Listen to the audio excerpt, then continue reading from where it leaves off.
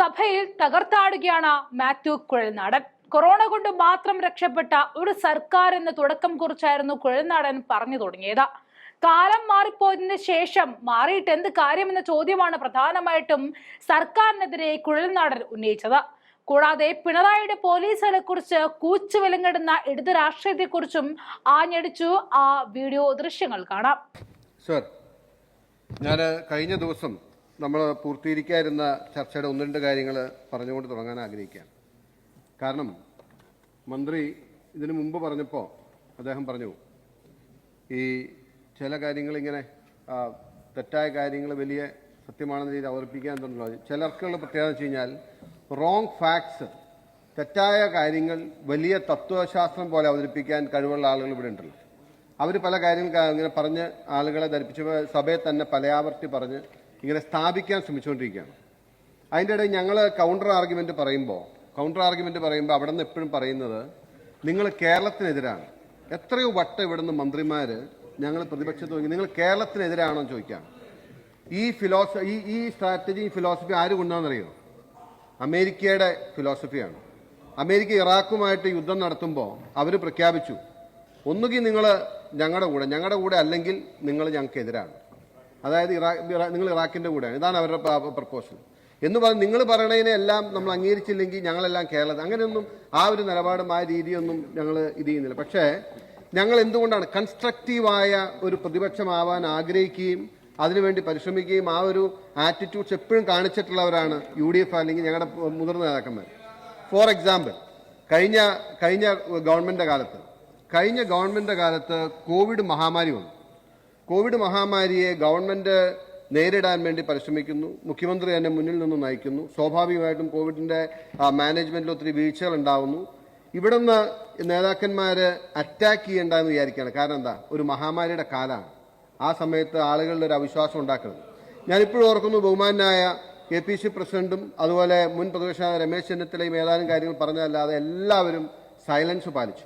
പക്ഷെ നിങ്ങൾ ആ സമയം അവസരം പോലെ എടുത്ത് നല്ല PR എക്സസൈസ് നടത്തി ലോകത്ത് ഏറ്റവും നല്ല രീതിയിൽ കോവിഡിനെ മാനേജ് ചെയ്ത് ഞങ്ങളാണ് എന്ന വലിയ പ്രതീതി ഉണ്ടാക്കി ആളുകളെ തെറ്റിദ്ധരിപ്പിച്ച് അവസാനം ഏറ്റവും ഒടുവിൽ ഞാൻ ഓർത്തു പോകുന്നത് കേരളത്തോട് പറയാണ് എങ്ങനെയാണ് കോവിഡിനെ നിങ്ങൾ ഇത്ര സമൃദ്ധമായി നേരിടുന്നതെന്ന് അമേരിക്കയിൽ നിന്ന് ഫോൺ ചെയ്ത് ചോദിച്ചു എന്ന് പറയാണ് നമ്മൾ അതുവരെ ഈ കേരളം ചർച്ചേൻ്റെ സ്ഥിതി ഉണ്ടായി.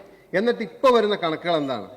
കോവിഡിൽ ഏറ്റവും കൂടുതൽ മരണനിരക്കുണ്ടായ സംസ്ഥാനം ഒന്ന് കേരളമാണെന്നും ആ കണക്കുകൾ മറച്ചു വെച്ചു എന്നും ഉള്ള കാര്യങ്ങൾ പുറത്തു വന്നു. അപ്പൊ ഇപ്പോ പുതിയ നറേറ്റീവ് എന്ന് പറയുന്നത് വ്യവസായ മേഖലയിൽ നമ്മൾ എന്തോ വലിയ സംഭവം. നിങ്ങൾ എത്രയോ പേര് ഇവിടെ ആവർത്തിച്ചു പ്രസംഗിച്ചപ്പോ കാരണം ഞങ്ങൾക്ക് കേരളം നമ്പർ 1 റാങ്ക് കിട്ടി. റാങ്കിങ്ങിൽ നിങ്ങൾ പലരും ഇപ്പോഴും വിശ്വസിക്കണമെന്ന് എനിക്കറിയാം.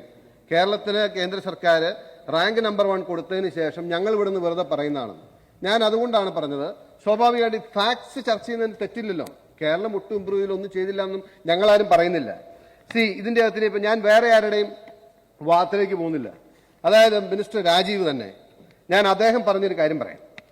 This time not only in Kerala in the top achievers category but we are also the state that has topped in 9 of the 30 reform parameters, the most among all states in the country.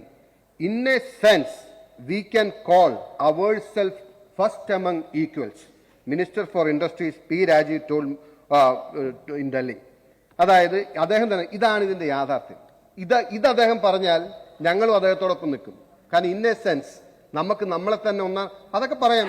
പക്ഷേ ഇത് പറഞ്ഞതിന് ശേഷം പിന്നീട് അദ്ദേഹം tune മാറ്റുകയാണ്. ഇതിന്റെ അകത്ത് ഒരു മിനിമം ഓണസ്റ്റി ഉണ്ടായിരുന്നു. ഇതൊരു സത്യസന്ധമായ സ്റ്റേറ്റ്മെന്റ് ആണ്. ഓക്കെ, കൺസ്യൂമർ സെൻട്രിക് ആയിട്ടുള്ള റിഫോംസിൽ 7 പൊസിഷൻ നമുക്ക് വന്നു, 2 പൊസിഷനിൽ ബിസിനസ് സെൻട്രിക്കിൽ വന്നു.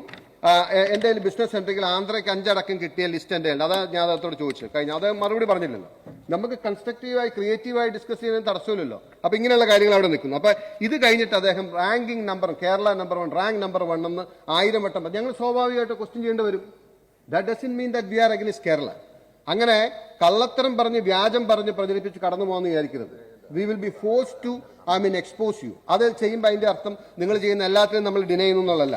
ഞാൻ പറഞ്ഞുതരാം. ഇപ്പൊ നമ്മുടെ പല ഡിപ്പാർട്ട്മെന്റും ഇപ്പൊ ഫോർ എക്സാമ്പിൾ LSGD മിനിസ്റ്റർ കൂടി ഇരിക്കുന്നു. അദ്ദേഹത്തിന്റെ വകുപ്പിലുള്ള 2 കാര്യങ്ങൾക്ക് ആ സർട്ടിഫിക്കറ്റിലെ റെഫറൻസ് വന്ന LSGD ഡിപ്പാർട്ട്മെന്റ് ആണ്. Revenue department score 2. അതെല്ലാം കൺസ്യൂമർ സെൻട്രിക് ആണെന്നുള്ളതാണ് പ്രശ്നം, ബിസിനസ് സെൻട്രിക്. ഇത് പറയുമ്പോൾ നിങ്ങൾ എന്തിനാണ് നമ്മളെ പോലെ കോപിക്കുന്നത്, അല്ലെങ്കിൽ ബോളുണ്ടാക്കണേ? അതിന്റെ ഞാൻ പറഞ്ഞു വന്നത് ഈ കാര്യങ്ങൾ യാഥാർത്ഥ്യത്തോടു കൂടി നമുക്ക് കാണാൻ കഴിയണം. മാത്രമല്ല ഇപ്പോ ഈസ് ഓഫ് ഡൂയിങ് ബിസിനസ് എന്ന് പറഞ്ഞ് നിങ്ങൾ കൊണ്ടുവന്ന പല കാര്യങ്ങളും, ഈ not ease of business but ease of corruption, അതാണ് ഇന്നത്തെ കേരളത്തിലെ അവസ്ഥ. ഇത് ഞാൻ പറഞ്ഞല്ല കേട്ടോ, ഇത് ഞാൻ പറഞ്ഞ എന്റെ വാചകമല്ല. You all can read today's news paper. Kerala സർക്കാർ എങ്ങോട്ടാണ് എന്താണ് ചെയ്തുകൊണ്ടിരിക്കുന്നത് പോയിക്കൊണ്ടിരിക്കുന്നത് നിങ്ങൾക്ക് മനസ്സിലാൻ വേണ്ടി not ease of business but ease of corruption എന്നാണ് ഈ പലതിനെ കുറിച്ചും പറഞ്ഞുകൊണ്ടിരിക്കുന്നത്. ഞാൻ ആ ഭാഗം അവിടെ അവസാനിപ്പിക്കാൻ ആഗ്രഹിക്കുന്നു. സർ ഞാനൊരു കാര്യം, ഇനിയിപ്പോ ഞങ്ങളുടെ പ്രപ്പോസൽസ് കേൾക്കാൻ താല്പര്യമുണ്ടെങ്കിൽ ഇൻഡസ്ട്രിയൽ മേഖലയിൽ എന്തായിരുന്നു നമ്മൾ ചെയ്യേണ്ടിയിരുന്നത്? ഇൻഡസ്ട്രിയൽ മേഖലയിൽ അല്ലെങ്കിൽ സ്വാഭാവികമായിട്ടും നമ്മുടെ ഗവൺമെന്റിന്റെ പ്രോഗ്രസ് വരുന്നത് എന്തായിരുന്നു ചെയ്യേണ്ടിയിരുന്നത്? സർ, ഇന്നത്തെ കാലഘട്ടം എന്ന് പറയുന്നത് ഇൻഡസ്ട്രി 4 കഴിഞ്ഞ് ഇൻഡസ്ട്രി 5ലേക്ക് കടന്ന കാലഘട്ടമാണ്. നിങ്ങൾ കൊണ്ടുവന്ന റിഫോം എന്താണ്? നിങ്ങൾ കൊണ്ടുവന്ന ഈസ് ഓഫ് ഡൂയിങ് ബിസിനസ് ഭാഗമായിട്ട് സിംഗിൾ വിൻഡോ ക്ലിയറൻസ് അല്ലെങ്കിൽ K-SWIFT വഴി എല്ലാത്തിനും അനുമതി കൊടുക്കുന്നത്. ആത്മാർത്ഥമായിട്ട് പറയണം, K-SWIFT വഴി അനിയന്ത്രിതമായി നിങ്ങൾ ഇൻഡസ്ട്രീസിന് അനുവദിച്ചപ്പോൾ ഏത് ഇൻഡസ്ട്രിയാണ് സാർ വന്നത്? ഏത് ഇൻഡസ്ട്രിയാണ്? ഞങ്ങളുടെ ചുറ്റും കണ്ട കാഴ്ചകൾ പറയാം. അനിയന്ത്രിതമായി ഒരുപാട് പ്ലൈവുഡ് ഫാക്ടറികൾ വന്നു, ഒരുപാട് ടാർ പ്ലാന്റുകളോ അങ്ങനെയുള്ള ബിസിനസ്സുകൾ വന്നു. ഞാൻ ബഹുമാനായ മുഖ്യമന്ത്രി ഇവിടെയുണ്ട്, അദ്ദേഹത്തോട് എനിക്ക് ഒരു അവസരം കിട്ടിയപ്പോൾ ആകെ നേരിട്ട് പറഞ്ഞ ഒരേ ഒരു കാര്യം, അതായത് ഇന്ന് നമ്മുടെ സംസ്ഥാനത്തൊരു നിയമമില്ല. അതായത് ഒരു പ്ലൈവുഡ് ഫാക്ടറിക്ക് വേണ്ട പാരാമീറ്റേഴ്സും നോംസും നമ്മൾ തീരുമാനിച്ചിട്ടുണ്ട്. പക്ഷെ അതിന്റെ അടുത്ത് വന്നാൽ അതിനെ നിയന്ത്രിക്കാനുള്ള പാരാമീറ്റേഴ്സ് ഇല്ല. ഇത് കൂണ് മുളയ്ക്കുന്ന പോലെ ചുറ്റും വരുമ്പോൾ ഒരു ക്ലസ്റ്റർ സിറ്റുവേഷൻ ഫോം ചെയ്യുമെന്നും അത് അഡ്രസ് ചെയ്യാനുള്ള ലോ നമ്മുടെ കയ്യിൽ ഇല്ല എന്നും അത് ഗുരുതരമായ അപകടത്തിലേക്കും പരിക്കിലേക്കും കൊണ്ടുപോകുമെന്ന് അങ്ങോട്ട് നേരിട്ട് ഞാൻ ഏതാണ്ട് 1.5 വർഷം മുമ്പ് പറഞ്ഞു. We need a law. പക്ഷേ ഈ K-SWIFT വന്നാണ്. പക്ഷെ ഏതായിരുന്നു സാർ വേണ്ടിയിരുന്നത്? ഇപ്പൊ ഞങ്ങളെ പ്രതിപക്ഷ എന്ന നിലയ്ക്ക് ഞങ്ങളോട് അഭിപ്രായം ചോദിക്കുകയായിരുന്നെങ്കിൽ ഒരുപക്ഷെ ഞങ്ങൾ പറയായിരുന്നു, നിങ്ങൾ K-SWIFT അനുമതി കൊടുക്കേണ്ടതാ ഇൻഡസ്ട്രി 4 and 5 എന്ന് പറയുന്നത് ആർട്ടിഫിഷ്യൽ ഇന്റലിജൻസിന്റെയും റോബോട്ടിക്സിന്റെയും അതുപോലെ 3D പ്രിന്റിങ്ങിന്റെയും ഒക്കെയാണ്.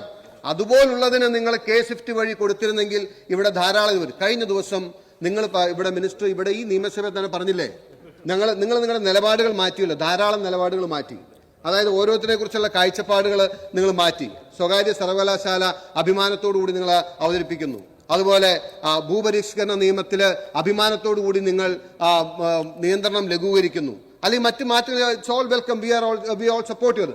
പക്ഷെ അതിനുശേഷം അദ്ദേഹം പറഞ്ഞ ഡയലോഗുണ്ട്, കാലം മാറുന്നതനുസരിച്ച് മാറാതിരിക്കാൻ കഴിയില്ലല്ലോ, ഞങ്ങൾക്ക് എന്നും ഒന്നോട് നിൽക്കാൻ പറ്റും. അപ്പം നിങ്ങൾ നയം മാറ്റാൻ തീരുമാനിച്ചു എന്നുള്ളത് ശരിയാണ്, നയങ്ങളിൽ കാതലായ മാറ്റം വരുത്തിയെന്നത് ശരിയാണ്. പക്ഷെ ഞങ്ങളുടെ problem what we are saying, നിങ്ങളിത് തിരിച്ചറിഞ്ഞ് വന്നപ്പോൾ തന്നെ വി ലോസ്റ്റ് ദ ഓപ്പർച്യൂണിറ്റി.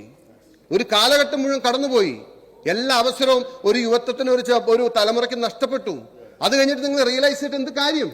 അത് കാലം മാറിയിട്ടല്ല മാറേണ്ടത്, കാലത്തില് ഉണ്ടാകാൻ പോകുന്ന മാറ്റം മുൻകൂട്ടി കണ്ട് മാറുന്നതിലാണ് ഒരു ഭരണകർത്താവിന്റെയും ഭരണാധികാരിയുടെയും പാർട്ടിയുടെയും പ്രത്യയശാസ്ത്രത്തിന്റെയും വിജയം. അങ്ങനെയാണ് വേണ്ടത്. കാലം മാറിക്കഴിയുമ്പോൾ നമ്മൾ മാറിയിട്ട് കാര്യമുണ്ടോ? By the time the bus is gone. Sorry, ഞാൻ ഇന്നത്തെ ഡിമാൻഡ് ചർച്ചയിലേക്ക് വരുമ്പോൾ ഞാൻ അങ്ങയോട് പറയേണ്ട 1-2 കാര്യം ഞാൻ ഇത് പറയണമെന്നുള്ളതുകൊണ്ടാണ് ഞാനിത് പറഞ്ഞത്. അന്ന് എനിക്ക് അദ്ദേഹം ഈൽഡ് ചെയ്ത് സമയം പ്രോപ്പറായിട്ട് കിട്ടിയില്ല. സർ, പോലീസിനെ സംബന്ധിച്ച് ഒരുപക്ഷെ രാജ്യത്തെ ഏറ്റവും അഭിമാനകരമായ ഒരു പോലീസ് സേനയാണ് നമുക്കുള്ളത്. പക്ഷെ അവരുടെ ഇൻഫ്രാസ്ട്രക്ചർ വെച്ച് നോക്കിയാലും അവർക്ക് നമ്മൾ കൊടുക്കുന്ന സപ്പോർട്ട് വെച്ച് നോക്കിയാലും മാൻ പവർ വെച്ച് നോക്കിയാലും കേരള പോലീസിന്റെ ഒരു efficiency is in a decline എന്ന് ഞാൻ നിർഭാഗ്യവശാൽ പറയും. കാരണം we are not giving them sufficient support. I think we have the best police force in the country. But still പല സമയത്തും അവരെ നമ്മൾ ഒരു ലാഫിംഗ് സ്റ്റോക്ക് ആക്കാണ് സാർ. ഒരിക്കലും ചെയ്യരുത്. പോലീസിന്റെ യൂണിഫോമിനെ ജനം റെസ്പെക്ട് ചെയ്യുന്നത് അവരുടെ കർത്തവ്യവും അവർ നിർവഹിക്കുന്ന ഡ്യൂട്ടിയെ പ്രതിയാണ്. പോലീസ് സ്റ്റേഷനിൽ അങ്ങേക്ക് വേണമെങ്കിൽ ഡിനൈ ചെയ്യാം, പലപ്പോഴും അവർക്ക് ഡീസൽ അടിക്കാൻ പൈസ ഇല്ല, അവർക്ക് പലപ്പോഴും വണ്ടി, അവരുടെ വണ്ടി പലതും വർക്ക് ചെയ്യുന്ന വർക്ക്ഷോപ്പിൽ പോയിട്ട് ഇറക്കാൻ കഴിഞ്ഞിട്ടില്ല. They are depending many. അവരെ കൊണ്ട് നമ്മൾ മറ്റാളുകളുടെ പണം പിരിക്കേണ്ട സ്ഥിതി വരുന്നു. ഞാൻ അതുപോലെ മറ്റ് അടിസ്ഥാന സൗകര്യങ്ങൾ, അതുപോലെ ഞാൻ ഒരു മിനിറ്റ് കൂടുതൽ വന്ന അങ്ങ് തരാൻ പറ്റില്ല. ഓക്കെ, ശരി, സമ്മതിക്കും. ഇത് ഞാൻ കഴിഞ്ഞ ദിവസം ഞങ്ങളുടെ KSU പ്രവർത്തകർ ആദിത്യനടക്കമുള്ള പിള്ളേർ അറസ്റ്റ് ചെയ്ത് നിങ്ങൾ ജയിലിൽ, ഞാൻ ബോസ്റ്റർ സ്കൂളിൽ പോകാൻ ഇടയായി. ഞാനിപ്പോൾ അവിടുത്തെ കാര്യങ്ങൾ ചോദിച്ചു.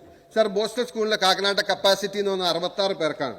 നിലവിലവിടെ 120 പേരുണ്ട്. ഞങ്ങളുടെ മോച്ച സബ് ജയിലിൽ ഞാൻ അന്വേഷിച്ചു, 64 പേർക്കുള്ളതാണ് അവിടെയുള്ള സൗകര്യം. 130 പേരാണ് നിലവിലെ താമസിക്കുന്നത്. അപ്പം ഇതൊക്കെ കാലത്തിന്, പ്രത്യേകിച്ച് ബോസ്റ്റർ സ്കൂൾ പോലുള്ള കാര്യങ്ങളിൽ ഏറ്റവും ചെറുപ്രായത്തിൽ കുറ്റവാളികളായി വരുന്നവരെ നമ്മൾ റിഫോം ചെയ്യാൻ ശ്രമിക്കുമ്പോൾ if you don't look at there, അവർക്ക് വേണ്ട ഇത് ചെയ്യുന്നില്ലെങ്കിൽ ദർ ഇസ് എ പ്രോബ്ലം. പിന്നെ മറ്റൊരു കാര്യം അങ്ങോട്ട് ചോദിക്കാൻ ആഗ്രഹിക്കുന്നത്, ഞാൻ ഇഫ് ഐ അണ്ടർസ്റ്റാൻഡ് കറക്റ്റ്ലി, നമ്മുടെ കേരളത്തിൽ നിന്നും നമ്മൾ ഒരുപക്ഷെ ആ നമ്പേഴ്സ് പറയാത്തതിന് എന്തെങ്കിലും സ്ട്രാറ്റജിക് കാര്യമുണ്ടോ എന്ന് എനിക്കറിയില്ല, പക്ഷെ ധാരാളം നമ്പർ ഓഫ് ഇല്ലീഗൽ ഇമിഗ്രൻസ് അല്ലെങ്കിൽ ഇമിഗ്രൻസ് ബംഗാളീസ്, ബംഗ്ലാദേശിൽ നിന്നുള്ളവർ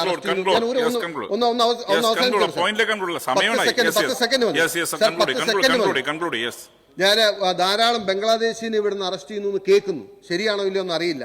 അങ്ങനെ ഒരു സിറ്റുവേഷൻ ഉണ്ടോ? അങ്ങനെ ഉണ്ടെങ്കിൽ എന്തുകൊണ്ടാണ് how we are tackling the same?